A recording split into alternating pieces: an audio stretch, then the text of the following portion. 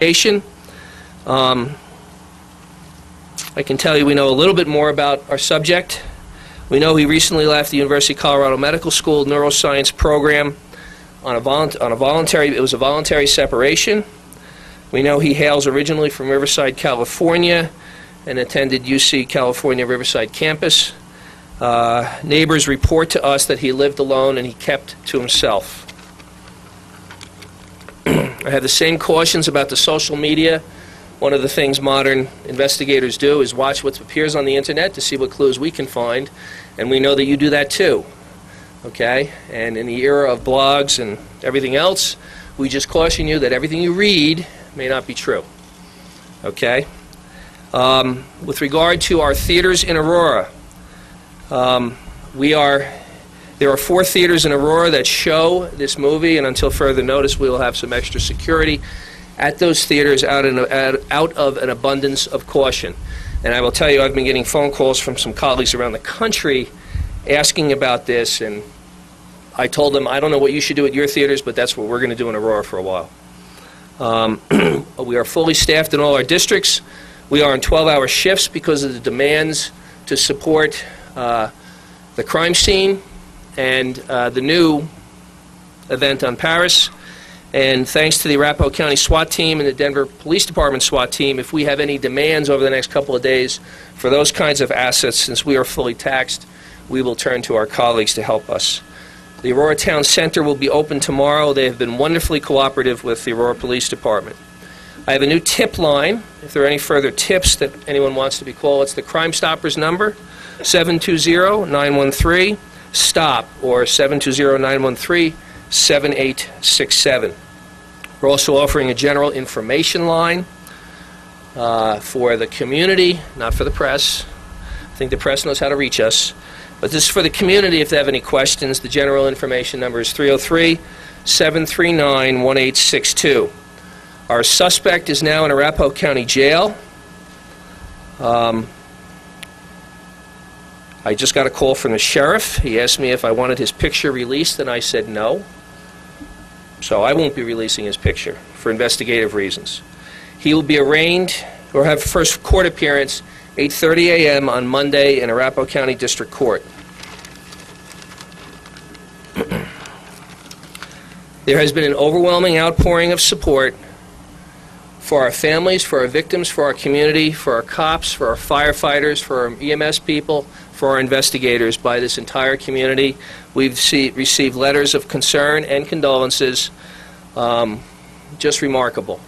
Our community restaurants started pouring pizzas and food into our station houses here just to show support for our police department, and it's just absolutely wonderful. I have an announcement on behalf of the city. Sunday at 6:30 p.m. there will be a prayer vigil right here in front of the Aurora Municipal Center.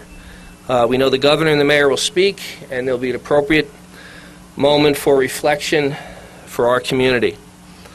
Finally, I want to offer a huge thanks to our coroner, Michael Doberson, for all he has done to help us with the crime scene today and to expedite the recovery and identification of the bodies, which is so, so important to our community.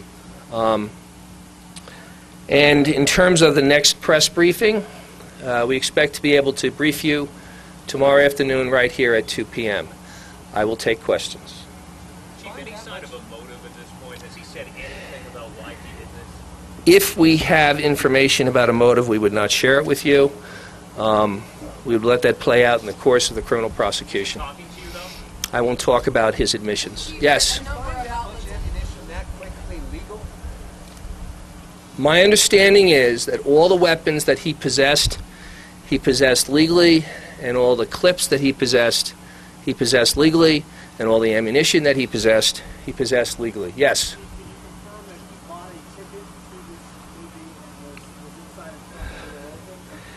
No, I won't discuss how he got in. That's part of our investigation.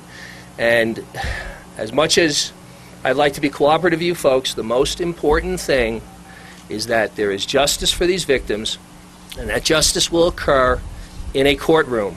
So whenever I say no here, it's because there's a higher reason, and that is to make sure he is prosecuted correctly. Yes, ma'am.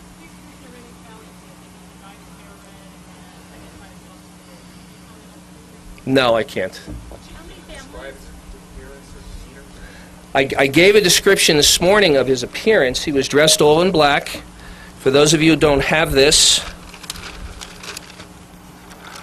entirely in black, wearing a gas mask, a ballistic helmet, a tactical ballistic vest. Tactical means places to put all kinds of gear and clips, and in addition, it was bulletproof or bullet resistant.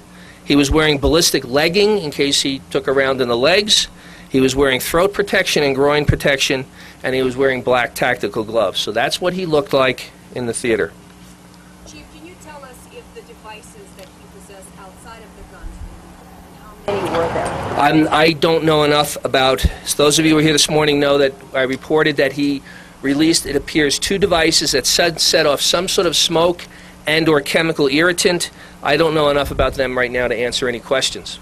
Yes? In terms of how this has affected your man and your community on a personal level, do you have any thoughts for us?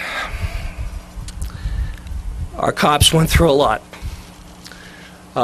As I told you this morning, they rushed people out of that theater into police cars.